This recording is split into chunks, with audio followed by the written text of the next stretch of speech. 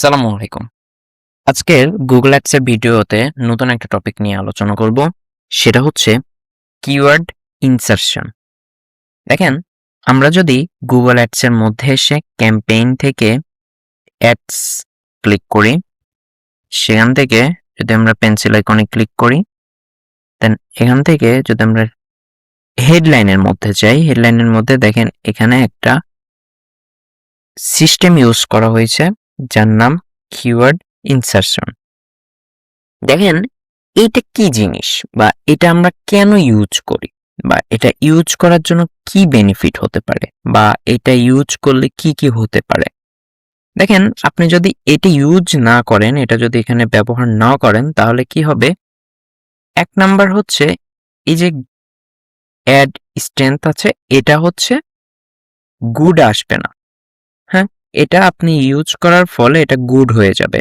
এখন আপনার অনেক ক্লায়েন্ট আছে যারা হচ্ছে বলে যে তুমি আমার অ্যাড স্ট্রেংথটা গুড করে দাও। হ্যাঁ, আপনি কি করতে পারেন? তখন কিওয়ার্ড ইনসারশন ইউজ করতে পারেন। ইউজ করলে এটা গুড হয়ে যাবে স্ট্রেংথটা।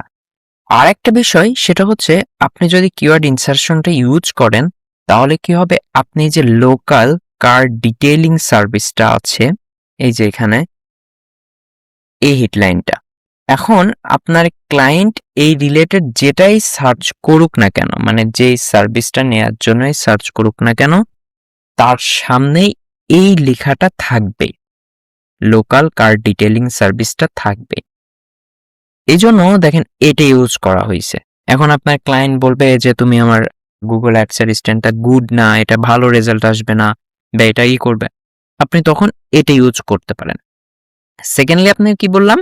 সেকেন্ডলি যখন আপনার কিওয়ার্ড লিখে কেউ সার্চ করবে, আপনার রেজাল্টটা সামনে যাবে, তখন আপনি চাচ্ছেন যে আমার এই লেখাটা আমার Google Ads এর যে হেডলাইন থাকবে সেগুলাতে দেখাক। তাহলে এটা সেখানে দেখাবে। এটা মেইন রিজনের কারণে আমরা এই ইনসারশনটা ইউজ করে থাকি। দেখেন, এটা ইউজ আপনি না করলেও প্রবলেম নাই, কিন্তু অনেক ক্লায়েন্ট এটা মানতে চায় না, যার জন্য আপনি এটা ইউজ করতে পারেন। এতে সমস্যা হয় না, বরঞ্চ আপনার জন্য এটা আরো বেনিফিটেড। তো ছোট ভিডিও হলেও এটা অনেক ইম্পর্টেন্ট। আমার জন্য দোয়া করবেন। পরবর্তীতে যে কোনো ভিডিওতে ইনশাআল্লাহ Google Ads এর নতুন একটা টপিক নিয়ে আলোচনা হবে। ততক্ষণ ভালো থাকবেন, আমার জন্য দোয়া করবেন। আসসালামু আলাইকুম।